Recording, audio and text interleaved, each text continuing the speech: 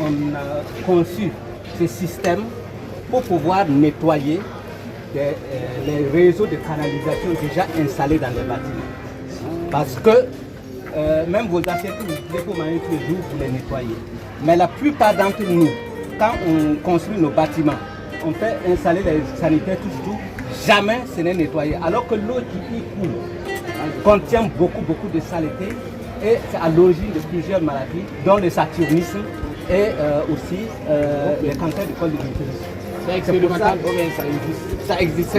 Et ça, c'est une minute en miniature qu'on vient vous présenter ici pour que vous puissiez prendre connaissance et aussi peut-être nous accompagner pour qu'on puisse vulgariser tout le système au plan national et international.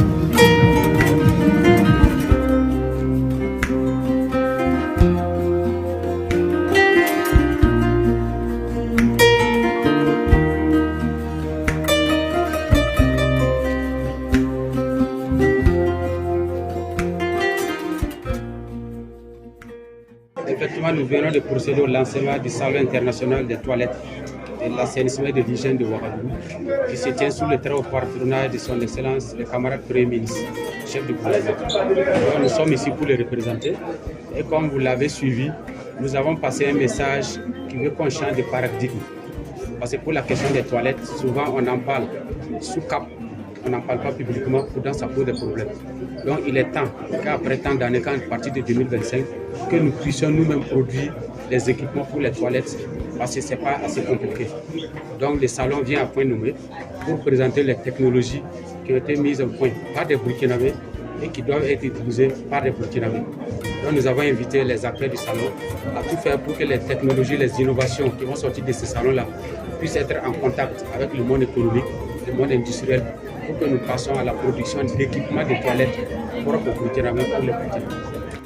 Alors, pour 2025, nous avons des innovations technologiques que nous présentons, notamment le groupe SATO qui est présent pour nous apporter beaucoup d'innovations technologiques en matière d'assainissement et surtout adaptées à nos conditions locales. Donc, ce sont les équipements qui vont permettre de pouvoir recouvrir nos toilettes dites traditionnelles et pouvoir limiter certains dysfonctionnements tels que les odeurs, les mouches, etc. Il y a plein d'innovations qui sont également là. Nous avons des systèmes de pompes parce que cette année, pour vous dire, nous avons ajouté la GIR. La GIR, pourquoi? Parce que nous ne pouvons pas parler de gestion des ressources intermédiaires en eau sans évoquer également l'assainissement. Ce sont ces eaux qui polluent nos ressources, notamment les eaux de surface, les eaux souterraines et également qui contaminent nos sols et affectent les ressources animales et halieutiques. Donc, pour vous dire que pour ce CITAO 2025, nous avons pas mal d'innovations qui vont permettre de limiter tout ce qui est pollution environnementale et pouvoir accélérer l'accès universel à l'assainissement.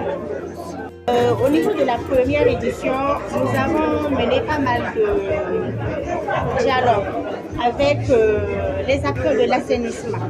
Nous avons mis en place une feuille de route qui permettait de suivre les actions qui ont été menées. Et la capitalisation a montré que cette première édition a permis d'impacter la population positivement. De sorte que, vous voyez, quand je l'ai dit, le groupe SATO qui a exposé à la première édition a permis à certaines entreprises locales et même nos structures étatiques de pouvoir améliorer la gestion des toilettes au Burkina. Pour vous dire que l'impact a été majeur.